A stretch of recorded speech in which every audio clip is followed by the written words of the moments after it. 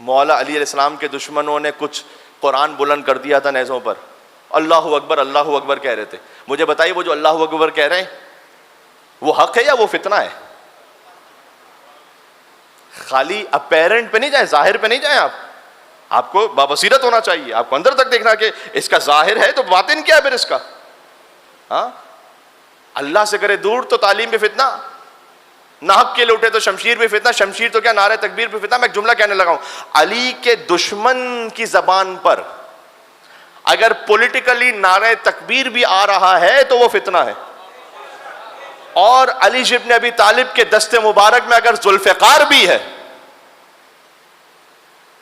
تو وہ فتنہ نہیں ہے, وہ رحمت پروردگار ہے, وہ مرضی پروردگار ہے. اس لیے کہ حجت خدا کے ہاتھ میں, فساد فی الارض کو ختم کر رہی ہے. ٹھیک ہے, اب ایک تھوڑی سی بات سنیے گا کہ یہ جو میں نے بت کی بات کی, حضرت نوح علیہ السلام نے کہا کہ پروردگار یہ میرا بیٹا ہے, اللہ تعالیٰ نے کہا کہ تمہارا بیٹا نہیں ہے, اہل نہیں ہے. ایسی ایک دعا سملر حضرت ابراہیم علیہ السلام کی. جب حضرت ابراہیم علیہ السلام کو امامت عطا ہوئی, انی جاعلک للناس اماما قال ومن ذریتی, انہوں نے کہا پروردگار کیا میری نسل میں بھی کوئی امام ہے؟ قال لا ینال عہد الظالمین, کہ آپ کی نسل میں جو ظالم ہے نا وہ ہے آپ کی اولاد, لیکن امام نہیں ہے وہ. ہاں, آپ کی اولاد میں فقط وہ امام ہے کہ جو ظالم نہیں ہے.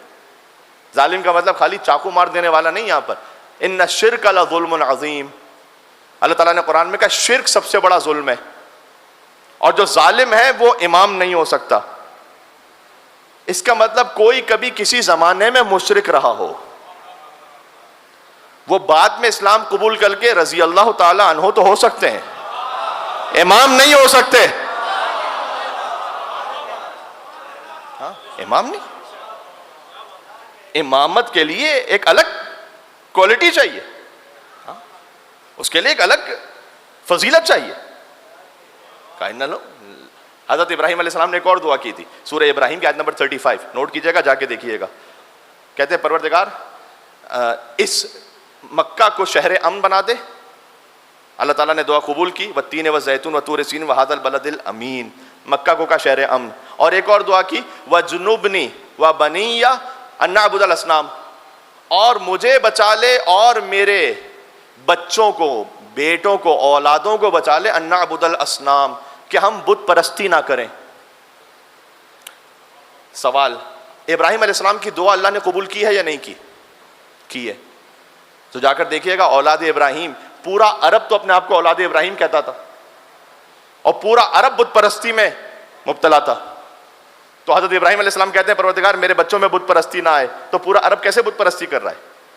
مسئلہ وہی ہے کہ بچے ہیں, اہل نہیں ہیں. سارے بچے اہل نہیں ہیں. عربوں کی بت پرستی جو نا ایک پورا ٹاپک ہے پڑھنے والا, ایک بڑا فیسینیٹنگ ٹاپک بھی ہے یہ, کہ وہ کیسے بت بناتے تھے, اس کا مقصد کیا ہوتا تھا. عربوں میں حضرت عدنان تک جو جنریشن پہنچی اسماعیل علیہ السلام سے, حضرت عدنان کے بعد عدنان کے 4 پوتے تھے, ربیعہ, مضر, ایاد اور انار. ایاد الف یاد الف دال. انار کے بارے میں کہا گیا کہ ان کی کوئی اولاد نہیں تھی. ایاد کے بارے میں کہا گیا کہ ان کی اولاد کا پتہ نہیں چلا کہ وہ کہاں جا کر سیٹل ہو گئی.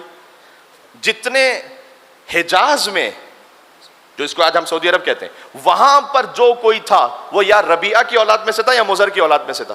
ٹھیک, ان میں سے ہر ایک پھر الگ سب قبیلے تھے, ان کے سینکڑوں قبیلے, اور ہر قبیلے کا اپنا اپنا بت تھا ایک.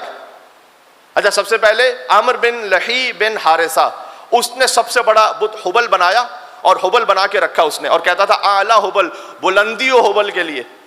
اور اس نے سارے قبیلوں سے کہا, اس لیے کہ ہر قبیلے کا سردار وہ پرستش کرواتا تھا اپنے قبیلے کو اپنے بت کی. تو اس نے یہ کہا کہ دیکھو تم اپنے اپنے بتوں کو تو پوجو, لیکن یہ سب سے بڑا بت ہے, اس پر اتحاد کرو. تو اس نے عربوں کا اتحاد قائم کیا بت پرستی پر. یہ بھی ذرا غور کیجئے گا, اتحاد, ہر اتحاد اچھا نہیں ہوتا. وہ دیکھنا ہے کہ آپ کس خاطر اتحاد ہو رہا ہے, کس سبب سے اتحاد ہو رہا ہے. تو وہ بت پرستی پر نے کہا کہ بھائی یہ سارے ہم سب متحد ہوں گے حبل کے نام پر.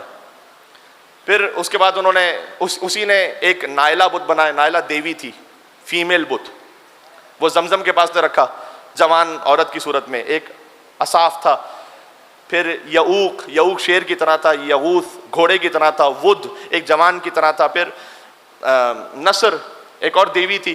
اس طرح کے بت الگ الگ قبیلوں کے بنتے گئے. اس طرح سے پھر ہر قبیلے نے کہا کہ ہمارا ایک پیچ اپ ہونا چاہیے کسی اور قبیلے کے ساتھ. تو اوس و خزرج وہ پوچھتے تھے عزا کو، اور قریش اور کنانا پوچھتے تھے منات کو، اور بنو ثقیف پوچھتے تھے لات کو. اس طرح سے ہر ایک کا اپنا اپنا اپنا ایک بت تھا پورا. اور جن کے پاس جگہ نہیں بچی تھی کہ وہ خانہ کعبہ میں بت رکھ سکیں، میں آپ کو ایک خاص نقطے کی طرف لے جانا چاہتا ہوں، بہت غور کیجیے گا. جن کے پاس جگہ نہیں بچی تھی کہ خانہ کعبہ میں بت رکھ سکیں، انہوں نے بت بنانے والوں سے یہ کہا تھا کہ چھوٹے چھوٹے سائز کے بت بناؤ، ہماری آستینوں میں ہو. ہائے ہائے ہائے ہائے ہائے ہائے ہائے ہائے،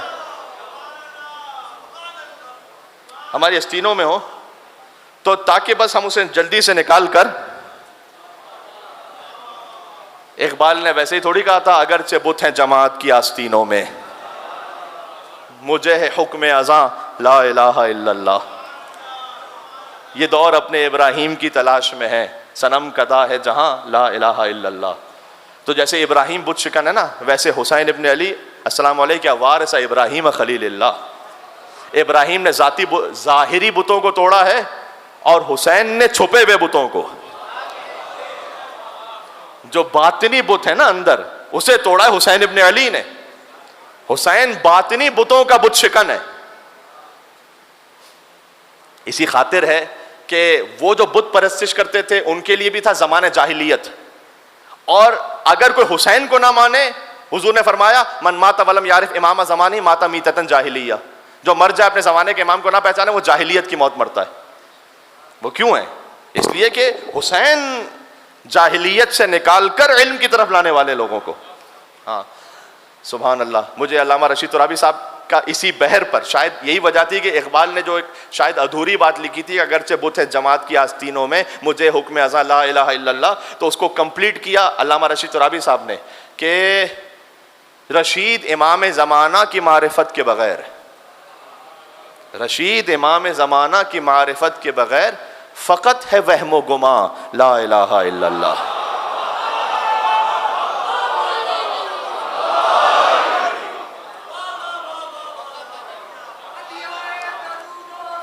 کیا بات ہے، سبحان اللہ.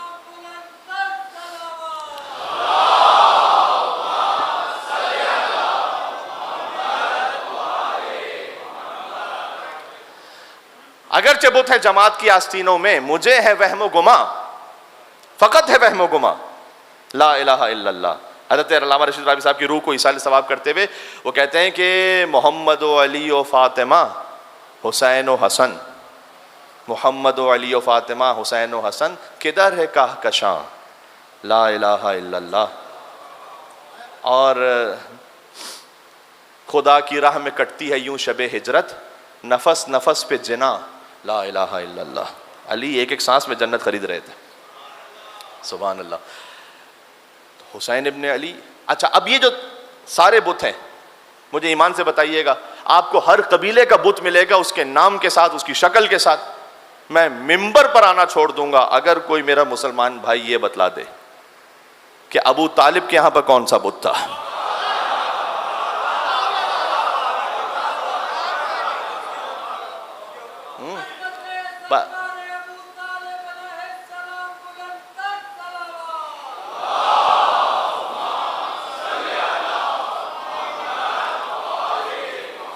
میں ممبر بنانا چھوڑ دوں گا.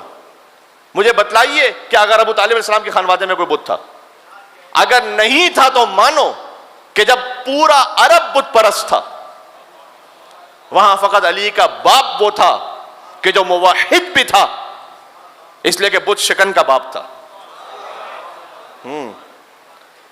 اس لیے آپ کو حضرت ابو طالب علیہ السلام کے خانوادے کا کوئی بت نہیں ملے گا. اور اسی خاطر ہے کہ دعوت ذو العشیرہ اللہ کا پیغام ہے نا، اللہ کا پیغام پہلا وہ اللہ کے گھر میں اناؤنسمنٹ ہونا چاہیے تھا، لیکن اللہ کے گھر میں اناؤنسمنٹ نہیں ہے، ابو طالب کے گھر میں اناؤنسمنٹ ہے.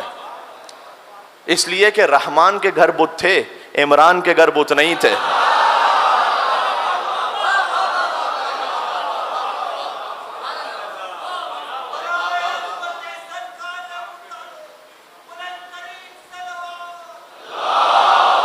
اللہم صلی علی محمد.